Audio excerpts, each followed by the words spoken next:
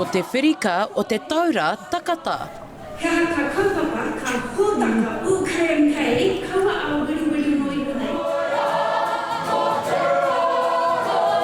E whakanui ana i te rua te kaumārima tau o te kaupapa whakarauora reo. He tino pai.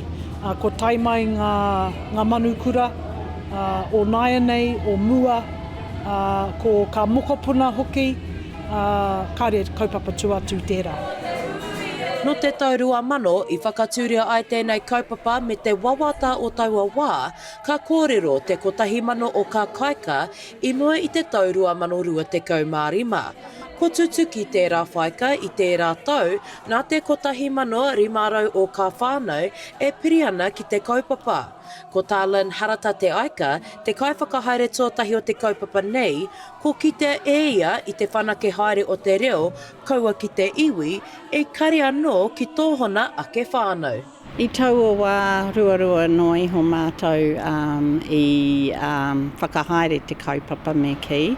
Engari he ngā kaunui ana ki te kaupapa e manako ana hoki mō ngā whāinga i ngā rua te kaumārima tau. I whānui pia te titiro, engari tai atu ki tēnei wā kua ki te kuau te whakatipuranga kaumātua i nai nei, engari kua aku tama i puta i raro i te kaupapa o Kōtahi Mano Kāika i nai nei ko te whakatipuranga tuatoru kua aku mokopuna. Nā reira, kua kite au te tino hua i tōku ake whānau. Ngā huara Māori, ngā mātāpuno, e rere ngā tahiana. Ko te whānau Hakaria tērā, ko whakatipu i a rātou tamariki i roto i te kaupapa. Ko tā Suede Hakaria, i whakaritea i ōhona mātua i kā rautaki mō tāhana tama, te mokopuna tuatahi o tōhona whānau.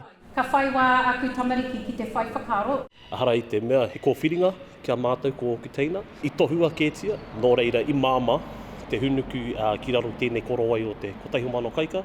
Ka mutu, ko roa e taunaki i tēnei kaupapa hirahira o mātou, kia Māori te rere o te reo Māori, kia Māori te tū i roto i te hapori, kia māia anō ki tātou i roto i a tātou anō. Ka mutu ko te whanaunga, te tuitui, te taukāia, ki whakanui, te hapori, te iwi.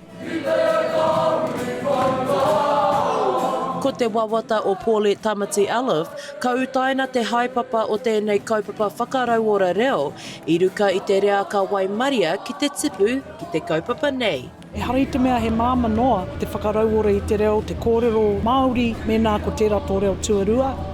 Nā reira, ko ngā hua kua puta, ko koutou te reanga rangatahi, whakahihi pēnei e nei kaumātua nei, kia koutou, ko koutou ngā hua o tēnei kaupapa. Me te mana ko hoki, ka Kōtahi Mano ake ka kaika, ka kōrero Māori i ēnei taurua te kaumārima, e haere ake nei. Shakayla Andrews-Alapaki, Tahu News.